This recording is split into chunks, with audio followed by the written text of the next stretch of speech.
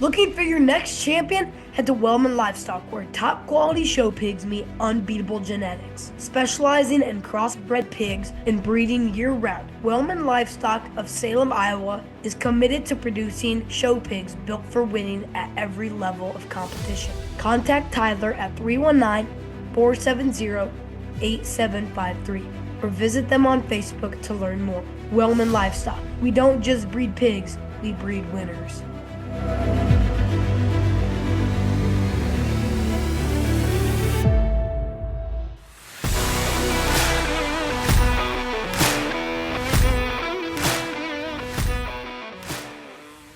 Hello, everyone. I'm Joe, the host of The Joe Show, where we dive into the livestock industry from a kid's point of view. My guest on today's show knew a good one when they came across thunder. Madilyn Norvell of Oklahoma came away with grand champion steer at the 2025 National Western Stock Show in Denver. So let's dive in it with Madilyn. Here we go.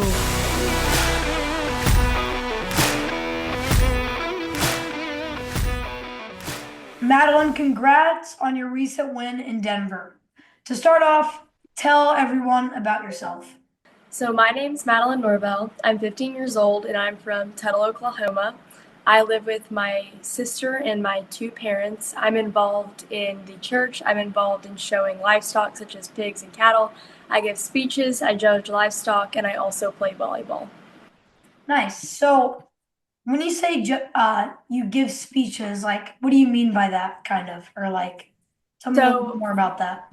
from a period of about 3 months, I will work on a prepared speech that's usually 4 to 6 minutes long on a given topic in which I will research and develop knowledge and information that I can answer questions and also present my speech to a panel of judges in which I will either succeed or not do as well. Yeah. Oh, that's interesting. So, what did it feel like when the judge came up to you in the final drive at Denver? It was a mix of emotions. I can say I was extremely nervous. I felt myself shaking. There's a lot of pictures that I look back on where I'm like, wow, I was having to breathe, having to calm myself because I Mm. could feel my family and my friends watching around the ring, and I just wanted it so bad for our team to be able to win and experience this accomplishment. So as he was coming up, I was extremely nervous. Is he going to come pick me? Is he going to go around me? What's going to happen? But once he picked me, it was just pure excitement. Mhm. So, walk me through Denver and like I've been there once. Walk me through what goes down the whole time you're there. So Denver's a very, I guess you could say, prestigious show. It's something that everybody looks forward to. So every morning, the barns are not open until 6 o'clock. You cannot enter the barns until 6 a.m. So Hmm. every morning we would get there around 5:45 and wait and enter the barn. And you go in, you rinse your steers, you take them places. The show is obviously legendary. It's the green carpet. Everyone's used to it. And this year, especially with it being the last year on the hill, it was very memorable and very special. Mhm. And then once you're selected, you go on to sale night. And so going to the Brown Palace is something that the Grand and Reserve Grand get to do. It was the most amazing experience I've ever had. There were people everywhere who just wanted to come and experience being around livestock. I know they said without the people that bought the tickets, there were people lined around the block coming to see the steers. It was just truly amazing. And then sale night was a night that I will forever remember, and it changed my life in the way that I was supported and feeling how loved I was and how loved the agricultural industry was. It was honestly just an incredible feeling. Mhm. And you sold your steer at that sale for a record of $210,000. That's amazing. Yeah, like walk us through that night and like how you prepared for it. So earlier that morning, I woke up and I had to come or that might have been the day before. I had to do a bunch of TV interviews. There were a lot of things going on. That same sale day, we also went to the Brown Palace. So I woke up that morning, kind of cleaned off my steer, and we loaded him onto a trailer provided by the National Western, where we went to the Brown Palace. And they were so incredible about making everything about you and your animal. They wanted to make sure that you felt comfortable and you were prepared. And so that was just really like pure bliss. And then we got back to the fairgrounds, and that's whenever it kind of kicked in. It was very bittersweet because I was going to lose my steer who had been my best friend for however long I had him. But I was also going to be gaining so much opportunity through this. So they take you into a back room where all of the buyers and bidders are, and they let you interact with each one of them individually, which I think is really special because I was able to tell them a little bit more about myself and just tell them how appreciative I was of this moment. So you do that for about an hour to an hour and a half, and then you go back and I got my calf ready. And he was I believe, fifth or sixth in the ring. And whenever I went in, it was just spectacular. I could see my mom sitting front row. There were people everywhere. The crowd was honestly the best part. Whenever the bidding continued to run up and I got to a record-breaking moment, the applause was insane, and I just felt so supported. It was really special. Mhm. For Denver and normal shows, how do you get your cows ready? So he actually never went to a show before Denver. Denver Oh, was his only show. But something that we continuously try to do is put a good hair routine in. So working their hair was vital. It was put sheen in it, blow it, work it for hours, rinse him every day, make sure that he's getting the correct amount of feeding all the time. A lot of showmanship practice went into it to make sure that I was doing my part whenever he was in the show ring. Because whenever it comes down to it, it's up to the judges, but I can also like help wave that in a direction depending on my showmanship. So we practiced a lot, did a lot of hard work, the feeding, getting up early mornings, late nights, bringing them in the barn, making sure he wasn't in the sun. Just a lot of hard work. yeah. Can you tell us a little bit about Thunder? Where did he come from, and what made him stand out once you got him? So Thunder came from Bottom Show Cattle. He has always been the calmest, most sweet steer I've ever had in my life. Anytime I would go to the barn, see him, he wanted to be pet, he wanted to be loved on. He showed like a dream.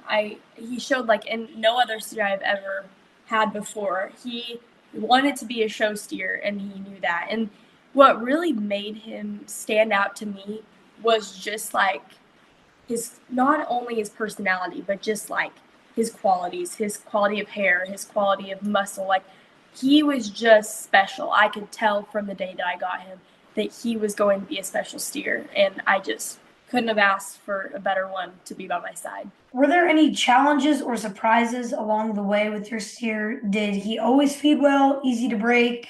Was he kept healthy? He was healthy the whole time. He was always healthy. He always wanted to eat. He was honestly an extremely easygoing, easy to feed steer, and I could not be more appreciative of that.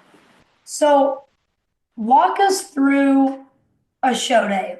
Like, you said you wake up early in the morning, rinse some walk home, but like mentally, how do you prepare for such a big show? So the morning of the show day, so for Denver, you're there for a week before. And so I had already been nervous and had these nerves built up. And so whenever I woke up, it was automatically like it's show day, like it's an important day. So obviously we do all the stuff that you mentioned. We rinse them, we wash them, we get them in the chutes, and that's whenever it really came like important to me. Something that I always try to do though to keep my nerves down and to also just kind of help myself is pray. I'm very spiritual and I like to, ask God that it be his will and it be his way how things turn out. Another thing that I do that kind of suits me is I put two pennies in my pocket every time that I show because I lost my best friend at a young age. And if you see a penny, it's a penny from heaven. And so I wear two pennies because she used to show calves as well. So I put two pennies because two was her lucky number and the pennies from heaven. And I wear them in my pocket and it always makes me feel comforted and it makes me feel like I have her there by me. So those are two things that I always do to make sure that I am prepared mentally and that I am in the right state of mind. Mm, sorry about that. No, it's okay. it's just happy to live for her is the way I put it. Yes. Tell me a little bit about Tuttle, Oklahoma, where you are from. What is the best part about your town? So I'm from Tuttle, as you said. It's a very small, compact town in Oklahoma. I actually go to school in Amber. I go to Amber Pocasset Public Schools, which is an even smaller town. And my favorite thing about my community is that they are always there for me. I can tell you the day that I won, the amount of messages and phone calls that I received from people just in my community was outrageous. I felt so much support to know that they were back home 8, 9 hours away, watching me online, supporting me, being there for me, even though they had nothing to do with this cap. They just wanted to see someone in their community succeed and represent um, our town and agriculture. And it's just truly special how close we are as a community. Mhm. So tell me a little bit about your school. Yes, so I played basketball through my 5th to 8th grade year. And recently, obviously, season interfered with Denver and those shows, so I had to make a sacrifice. But then I managed volleyball for a while, and I decided that it'd be something that I'd like to pursue. A lot of my other friends in FFA and involved in agriculture are very big and passionate about volleyball, and I think it's such a good team bonding sport, and it's going to allow me to learn so many traits, just like agriculture does, such as leadership, hard work, not just physically, but also mentally Mhm. and as a group. I just think it's really going to help in the long run. So I've decided to start that. I started that this year, but I'm really excited for this upcoming season. Now you also show pigs too. Yes. Where have you shown hogs at? So actually, in 2019, or 2020, 2019, I showed a market hog at Denver. Came really close to making the sale, didn't quite get there. But I also showed a hog that year at the Oklahoma Youth Expo, and I was fortunate enough to exhibit the Grand Champion. Later that year, I've gone to World Pork Expo, Tulsa State Fair. I was reserve Grand Champion one year. I've shown at the Arizona National with Market Barras and a lot of just county, local, district shows in my state. Mm. So you've shown at OIE. Yes, yes. Can you tell me a little bit about that? So my dad is the executive director of the Oklahoma Youth Expo. So I've gotten to experience it ever since I was a baby, and I might just be biased, but it is one of my favorite shows. It is, if you've ever watched the Grand Drive at OIE, the lights, the limo, it just truly makes the kids feel involved. The want and the hunger to win, that is what fuels it. It's the fuel to the fire of wanting to continue to pursue agriculture. And it's something that's really helpful is how involved our governor is in it. Governor Stitt is the most supportive political figure for us, and he is showing up to OIE, showing up to Cattlemen's Congress. He is truly a blessing for this state in terms of agriculture and supporting it. And so I just think OIE is so special in terms of just the people that surround you, the scholarships it provides, the opportunities. And it's honestly the best show I think you could get your kids involved in. Mhm. And I think other national shows need to take notes from OIE. Oh, yes, for sure. Yes. It's electric. It's Oh, yes. insane. So, which is your favorite to show? Pigs or cattle, and why? So I always get asked this question, and I can never give an answer. I enjoy both so much. I probably show cattle more often than I do pigs, but I think both in terms of what it's going to teach me, I appreciate on the same level, and then just the animals' personalities, I just bond with both of them so closely, and I have just great experiences with both sides, so I can't say that I can pick a favorite. It's really hard because I truly appreciate both of the opportunities that the species bring me. Yes. Now, on my show, I like to play a game called Would You Rather. So, with that, would you rather be able to speak all human languages fluently or be able to communicate with animals? I'm gonna have to say communicate with animals for sure. Now, why would you say that? Do you have a reason or? Yes, for sure. So being filled with so many animals at our barn, from like 20 head of cattle to 40 head of pigs, I have always wondered, what do they think about this life? Like, what do they think whenever I'm putting a halter on them and taking them to wash them? Like, do they think it's weird? Do they enjoy it? Do they, like, how do they view this? And I think that if you could communicate with animals, it would be amazing just to see their thoughts and their line of processing things. Yes. I would also agree with that. I'd want to know what, like, because I show pigs, and I'd want to know what my pigs are thinking, Yeah. like while I'm walking them or while, Yeah. Yeah. I think that'd be kind of interesting. Now, you've achieved this incredible milestone. What goals do you have set next? So, one really important goal to me is to win the Oklahoma Youth Expo Steer Show. That has been a dream of mine ever since I was old enough to really know what was happening.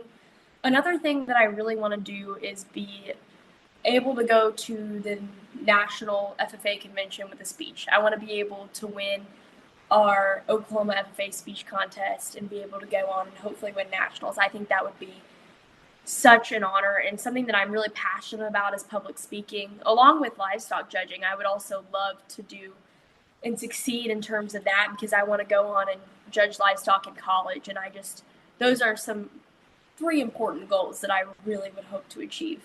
Mhm. So, do you know what you want to do when you get older? Like, what's next Yes. for you? So I want to graduate from high school and go to Redlands Community College and be a livestock judger there. The livestock judging team there is incredible. I love it. And then hopefully go on to Oklahoma State University and continue judging there and have a major probably in animal science or ag communications.